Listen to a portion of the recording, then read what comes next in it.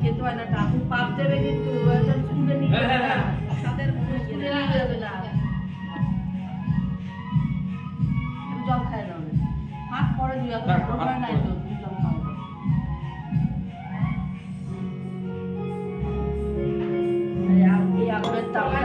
মাথায় দিদি 3 দিন হয়ে যায় রাতে আমি একটা